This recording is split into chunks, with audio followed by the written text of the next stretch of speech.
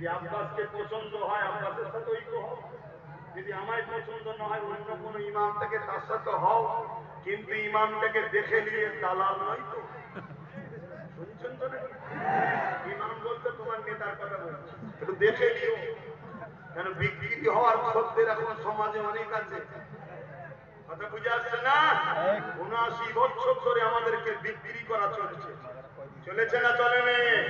হ্যাঁ, কখনো এর কাছে, কখনো তার কাছে, কখনো নীলের কাছে, কখনো লালের কাছে, কখনো ব্লুর কাছে, বিভিন্ন ভাবে আমাদেরকে বিক্রি করা হয়েছে না হয়নি? একবারও কেউ ভেবেছে যে আমাদের একটা পাওয়ার থাকা দরকার? কেউ ভেবেছে? আজকে যখন দিন ঘোরাচ্ছে আল্লাহ, এখন আবার সব অনেক মুরগি বেরিয়ে পড়েছে, দরদি বেরিয়ে পড়েছে। বেরিয়েছে না বেরোয়নি? ওকে বুঝাবার দায়িত্ব বুঝাচ্ছি। তুমি নিলেও আমার লস নেই, লাভ নেই, না নিলেও আমার কোনো ক্ষতি নেই। কেন দুনিয়ার কোন মানুষের ভরসায় আব্বাস